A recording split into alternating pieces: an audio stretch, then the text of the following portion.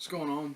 This is the game collection part of the video, and I don't really have enough shelving in my room at the moment. You can give like a quick panorama of the room. Over here, I just have like DVDs and shit, which I will go into detail on those. I'll make a separate video on that when I have enough room to store them all and show them all off in one like section of the room. But right now, they're just stacked up on the bottom, really everywhere. And like over here on this side of the room, there's no other shelves that I can put all this shit on. So right now, it's just kind of sitting in this little tote down here. You can see that. That's where literally all my games stay. And this little fucking cardboard box over here. So until I get enough shelving to store them all, that's where they're going to stay. Which really sucks to me because I want to be able to show them off. I just don't have the room to do it. And I don't really have the money to go build any shelves or buy any.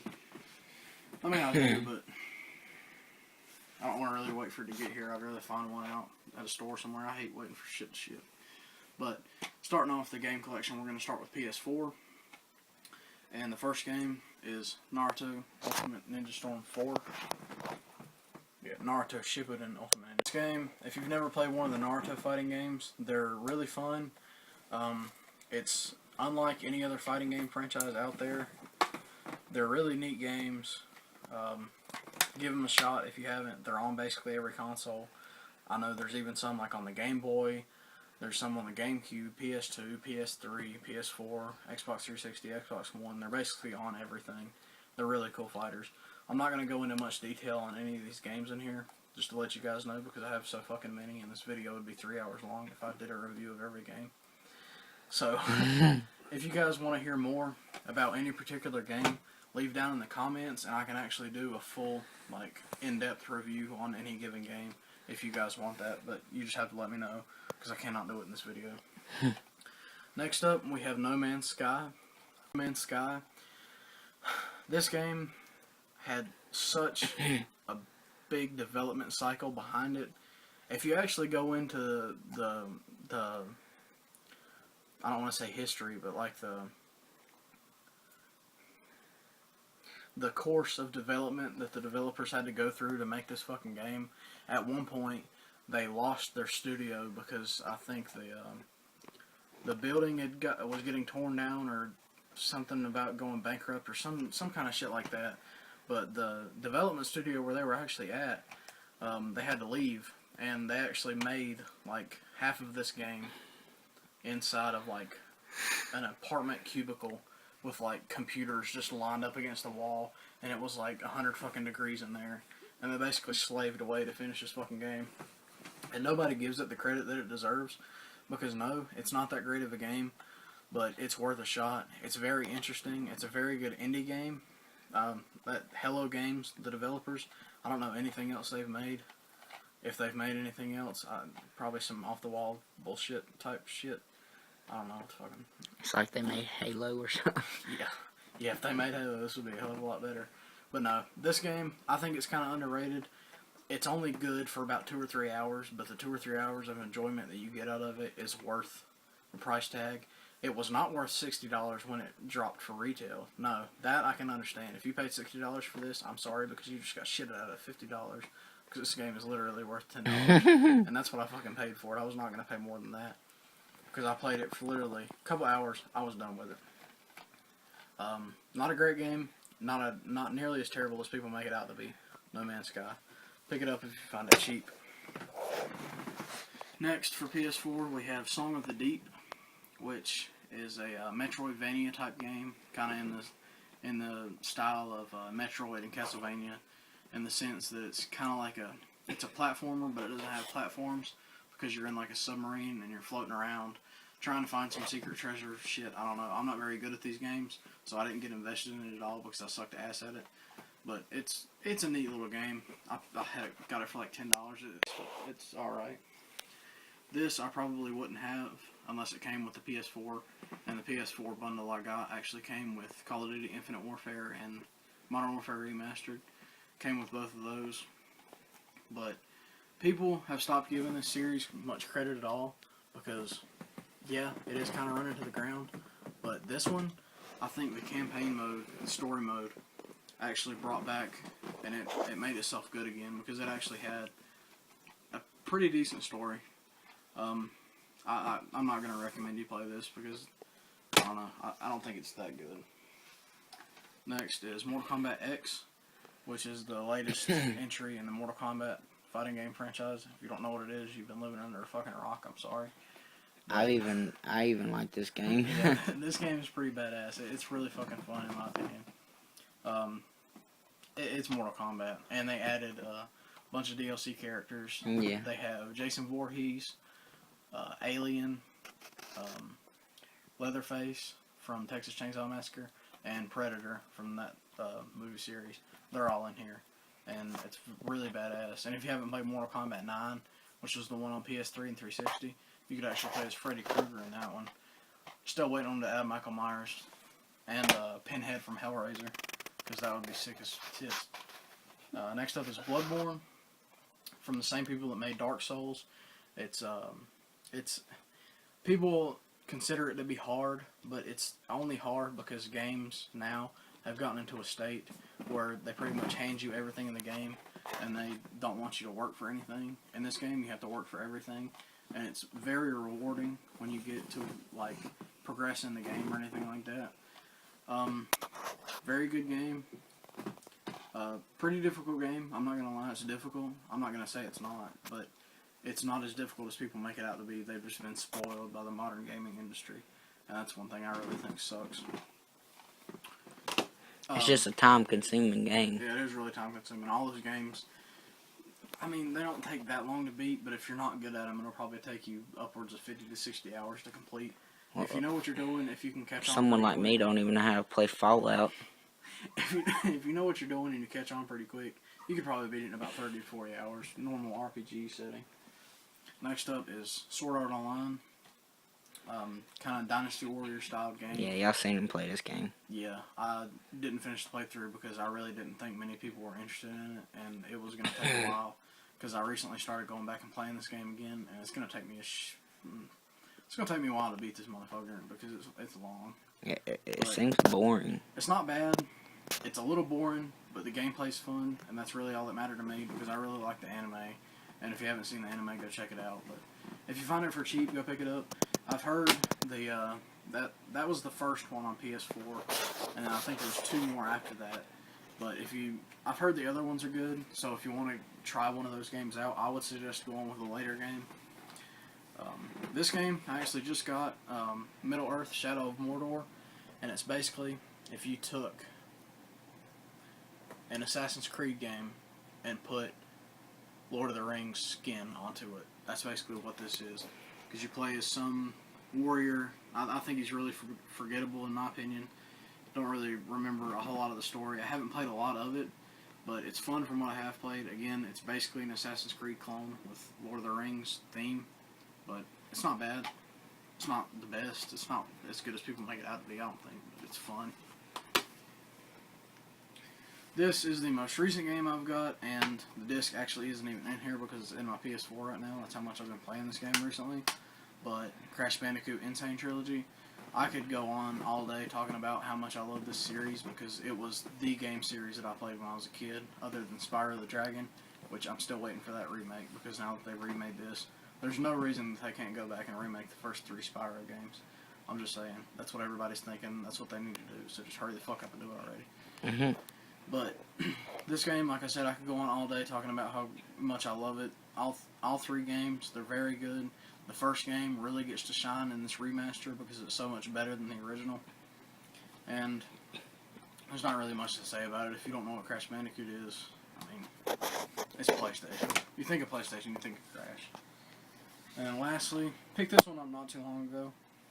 The Uncharted Nathan Drake collection, which takes Uncharted Drake's Fortune, Uncharted 2 Among Thieves, and Uncharted 3 Drake's Deception, and packs them all into one on the one disc. Those were all PS3 games, and then they ported it to PS4 right before the release of Uncharted 4. And I want to get that sometime, but I'm probably not going to buy it until I beat 1, 2, and 3 because they are very story-driven games. But this is actually what Naughty Dog, the same people that made Crash Bandicoot, went on to make. They also made The Last of Us. So they haven't really went anywhere. I mean, they haven't gone off the map or anything since they stopped with Crash Bandicoot. They're still just as big as ever, but But yeah, that game, I haven't gotten around to beating all 3 games yet. I'm still working on the first one. It's hard for me to sit down and play games for a long period of time here lately just because of work and everything like that. And when I do sit down, I'm usually playing something with my brother, or I'm doing something else. But yeah, guys, that's the PS4 collection that I have. It's not very big, not small. It's not as big as I'd like it to be. Still, a few games out there that I've been looking for. I've been looking for Doom at a good price, the Doom reboot that came out on PS4 and Xbox One. Really excited to get that. It was $20 for a while, then it bumped back up in the price up to like $30, $35, and I didn't understand why. But now I think it's went down in price again. I'll probably pick that up next for PS4. And then also Dragon Age Inquisition, which is a really good game. I played it on PS3. But those are just games that I've been looking for to pick up. Now we're going to move on to the 360 collection, which I just realized I think either the 360 games or the PS2 games is probably the biggest part of my collection. I'm not sure. I'll count them up here in a minute, and I don't know. Probably won't say anything else about it, to be honest. But first up, we have Halo 3, which sucks ass that I don't have it in its actual case. I'm actually looking for a lot of just cases for games that I have either just the disc of, or I have like these shitty GameStop cases because I hate these. Why don't you like download a picture off of the case, how it looked and everything? You can, but the paper quality is like really shitty. Because like the shit that they use in here to make like inserts isn't just actual paper. Mm. I know you can actually get the paper that they use to make them and do that yourself, but I don't know how to do it. But anyway, first up is Halo 3. Way better than Call of Duty. Really fucking fun. Great 2-player experience. Just beat this the other day with my little brother playing through the campaign mode, and that was some of the most fun I've had gaming in a long ass time because that was just really enjoyable. But yeah, everybody knows about Halo. If you don't, you're fucking retarded. I'm sorry. Next up is one of the 3 Burger King game releases. There was this. There was Sneak King, which is a stealth-based game. Bubba's fucking face. If you can see his face. Burger King. Burger King did a short, limited run of 3 separate games to try to appeal to gamers to get them to come to GameStop, because if you actually bought a meal that was like $5 or more, they would throw in one of these games for free. It was a really shitty promotional deal. I remember when it was going on, I actually got 2 or 3 of them. I got 2 of them. Because there was this one, Pocket Bike Racer, which is a sad-ass attempt at a kart racer. It's actually kind of fun in a really bad way. But it was an attempt at the racing genre. There was Sneak King, which you would literally walk around as the Burger King guy, sneak up to people, and put burgers in their pockets to make them want to eat Burger King. That's a really stupid fucking idea. And then the other one was actually a bumper car game, which really simple premise. I think it probably did the best, but this is the only one we have. It took a while to find this, actually. These are hard as fuck to find. That's like, there's been a couple McDonald's. Probably people fucking threw them away after they bought them. They're like, what the fuck is this? I think it's kind of neat to have in my collection, to be honest with you. They're not very Or great. probably people got them all in a collection, Yeah, if they do. They're not very great games, but they're neat to have because there's not a lot of them out there. And if you played any of the other ones, you can tell me what you thought of them. There's the Burger King, man. Yeah. There's actually a decent selection of character roster on this game that you can play from. It's kind of neat. You can play as a guy dressed up in a Whopper suit. You can play as a chicken. You can play as this weird-ass woman on a dirt bike racer imitator. I don't know who the fuck she is. But that game is just weird. Next up is Tales of Vesperia. If you don't know what the Tales of series is, I probably wouldn't be surprised. It's a really popular JRPG, Japanese RPG series. It's not turn-based like most JRPGs, which is actually why I'm so much in love with this game. But the whole series, the gameplay is really unique. I actually played it, got about halfway through it, and stopped. And I actually need to revisit this sometime soon because I could talk about this game for hours. It's really fucking good. It's the only Tales of game that they made for an Xbox console. The rest of them are Sony exclusives. They tried their hand in the Xbox market. This game is amazing. It just didn't sell very well because people over there that were playing Xbox at the time weren't used to this type of game and didn't know what the hell it was at the time. Really good if you can find it for cheap, or I would pay full. I don't know what this game is going for at the moment. I think it's going for around 25, maybe 20. It's worth that in the U.S. anyway. It's worth that. I'd pay 60 for it. Next up is Castlevania Lords of Shadow. This is actually the most recent entry in the Castlevania series. The Lords of Shadow 1 and the one on 3DS, and then Lords of Shadow 2. But,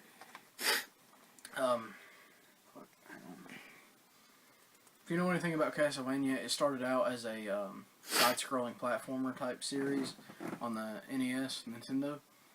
And it moved all the way up until the PS2 when they started doing 3D games where you actually moved around and fought, kind of like God of War. It was kind of like a God of War clone. But I never played either of the two on PS2 that were 3D, but they were supposed to be really cool. But there's this one, which was another take on that 3D formula. This game is actually kind of difficult, but it's really cool story. Big ass plot twist at the end. I'm not going to spoil it here because I don't like to spoil anything for anybody, but if you haven't played it, you need to play it. It has a really good story. Fallout 3 Game of the Year Edition. If you haven't played Fallout 3, what the fuck are you doing? I mean, come on. No, fuck you. That game sucks ass. No, Fallout 3 is good. Bubba just sucks ass at it. I like watching. If I'm playing that game, I like watching people play it because everybody else knows how to play it. I die. Really fun game. Bethesda knows what they're doing with RPGs. They also made the Elder Scrolls franchise, which is still going strong. Just currently had Elder Scrolls Online Morrowind released. I think it's doing pretty well. I haven't played either one of those. I stopped with Skyrim, which, I mean, Skyrim, the Elder Scrolls, and Fallout, both great game series. Haven't actually got Fallout 4 yet. That's another game that I need to get for PS4 here soon because I'm actually really looking forward to playing through that. But this comes with all the DLC. Most of it's pretty good. I didn't think that the pit was that great, but they actually added in a DLC for Fallout 3 because originally when you beat the game you couldn't play anymore. You would have to reload a previous save and play before you beat the game. But in this, after you beat the game, they actually made it to where you can keep playing and added new story into it. But this, I actually bought brand new, one of the few games I've bought brand new over the years, and this little GameStop seal right here. It actually came with a map of the Capital Wasteland, which is what the place is called in the game. It's a very tiny map. It is. It's kind of useful if you don't know where anything's at, but after you've played the game for a lot, you kind of just learn. But it's small. It needs to be bigger, but it's got a map of the entire Capital Wasteland and all the locations on it. And then back here, I don't really know what the fuck this is. I haven't really looked at it much. It's all DC Metro interior, so that's really cool. And then it actually came with a Vault-Tec poster, and it actually has a lot of the it's hanging on my door right now, but it's really cool. Next up is one of the best RPG franchises on the Xbox, and that's Fable. And this is the second entry. The first entry only came out on the original Xbox. Some of the best two-player games on Xbox. That's one thing the 360 I think is very well known for, is having really great two-player games. Couch co-op anyway. But Fable 2 was really good. I really don't know which one I like better between Fable 2 and Fable 3. They're both great games. They're both really good RPGs. I mean, they're just, like, really fun. I don't really know what to say about Fable that hasn't already been said. And then again, we have Fable 3. Basically the same thing, but you get more Fable, so win-win. This I bought purely so I could play with other people and fight against them, because I love to 1v1 people on Rust, the famous map from this game. The story, pretty good, but it's just Modern Warfare 2. This actually took me a while to find. It is the Far Cry compilation, which comes with 2, 3, and Far Cry 3 Blood Dragon, which is surprisingly my favorite out of the trilogy, if you would call it that, because there was Far Cry 1, but it didn't get a console release. Nobody ever talks about it. But basically, Far Cry 2, nobody ever played. Far Cry 3 blew up. Everybody loved that game. It's a great fucking game. Far Cry 3 Blood Dragon was released onto the PlayStation Network and the Xbox Live Marketplace for like $15, and it's like a side game. It only takes like 3 to 4 hours to beat, but it takes place in like the future, that everything is back in the 80s, and it's so fucking cool because it has like 80s montages like from old movies, and you're like a cyber ninja and you have like a fucking robotic arm. It's so badass and so fucking cool at the same time.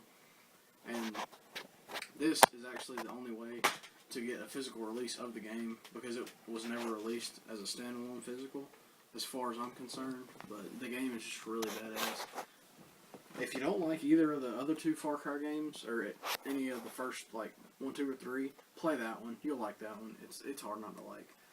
This is Gears of War, third-person shooter. Everybody knows what Gears of War is, pretty much. Anybody that keeps up with gaming. I don't like it as much as everybody else does. I don't think it's that great, but it's okay. It's again, it's a good couch co-op game. Some people really love it. Some people really hate it. There's not a lot of people that stay in the middle about it. It's not bad, not good, not my favorite. Here we have Gears of War 3, which more of the same stuff. And I actually have Gears of War 2, but I don't have a case for it, so it's in that little slip cover. It stays in Gears of War 3's case until I can get a case for it. But again, more of the same, just like Fable. It's just more of the same shit. This game is actually a pretty shitty game, but it's Clive Barker's Jericho. It's Got a badass case though. Yeah, it's one of the steelbook cases, which I really like steelbook cases. It's one of the only games that I know of, if not the only one, that was inspired or written by Clive Barker, which is actually the creator of the Hellraiser franchise, and he's a really well-known author in the horror genre. But it's a steelbook. It comes with an instruction booklet, but it's called the Image Vault, and it's basically like a little art book, which is really neat. And then it comes with the game, obviously.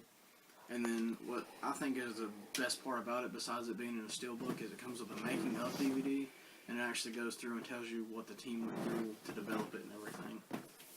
But it's a really cool, badass steelbook. It's really cheap if you can find it. It's kind of hard to find. That was the first time I'd ever seen it, but it's okay. This game, Medal of Honor, this was when they rebooted the franchise, and they kind of stopped because they only came out with Medal of Honor.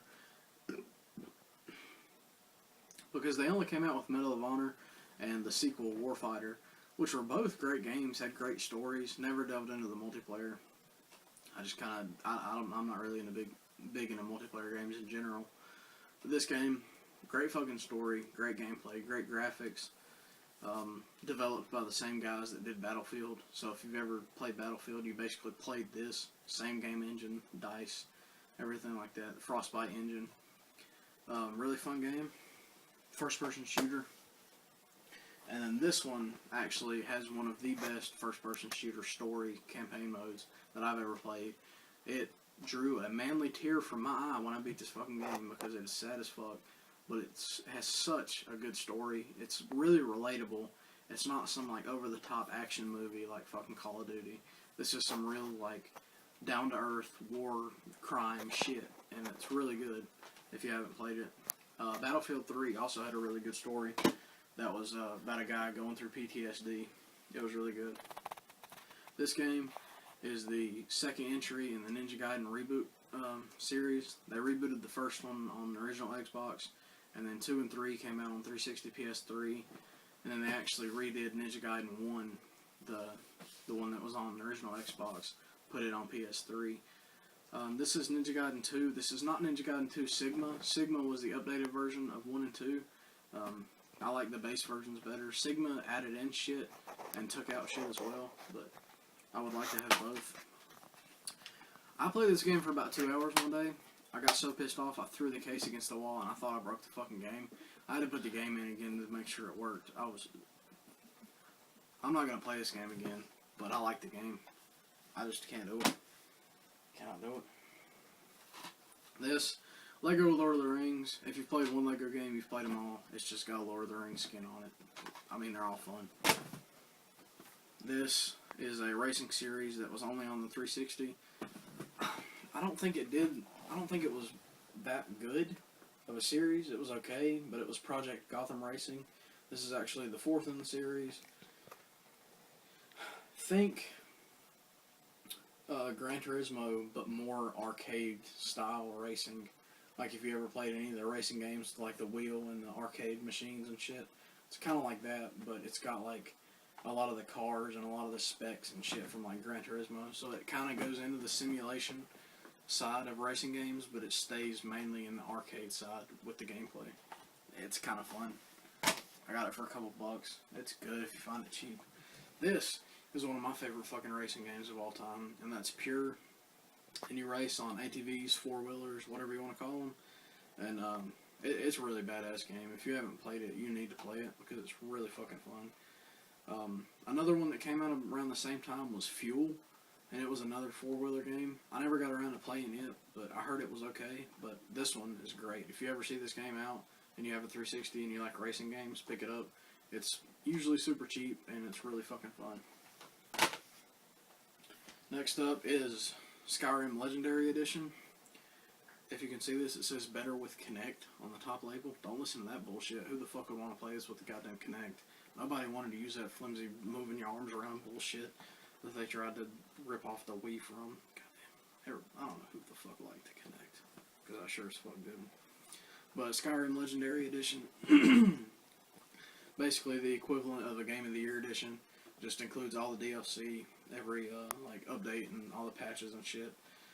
It's Skyrim. If you don't know what Skyrim is, I don't know what's wrong with you. You should by now. This. Well, if they're watching our video, they know. This, The Witcher 2, I'm sorry. This is The Witcher 2 Assassin of Kings Enhanced Edition. The Witcher 2 only came out on 360. The Witcher 1 was a PC exclusive, and then by the time The Witcher 3 came out, they took the best parts of the first and second game and fixed everything else, and basically made a great game from what I hear. It's another game I've been looking to get on PS4. But a lot of people didn't like this game because of its combat. I played like maybe 30 minutes of it and then put it down. It didn't really turn me away. I just wasn't in the mood to play like really heavily combat-oriented RPG at the time, because that's what this is. But it's not a bad game, and the Enhanced Edition actually comes with the official game soundtrack, which is actually pretty neat. But I can't really recommend that because I haven't played it. This, picked up, never played.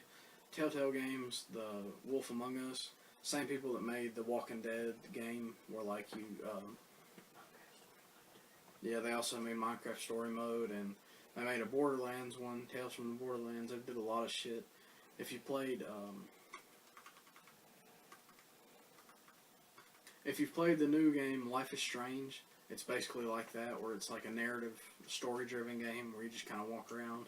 Not a whole lot of gameplay, but very good stories. The Walking Dead game had one. I'm assuming this game has a good story. I just haven't got around to playing it yet. They only take like 7 to 8 hours to beat. I would probably sit down and play it in a single sitting if I played it. I just haven't got around to it yet. And then the last game, which actually still has a big-ass pawn shop sticker on it, is BioShock for the 360. And weird kind of like sci-fi steampunk thing.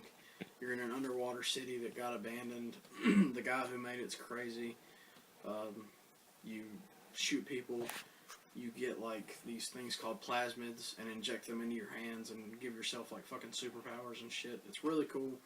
Kind of a first-person shooter basically, but way better than the genre is known for. And it's not really a hidden gem because everybody knows about it.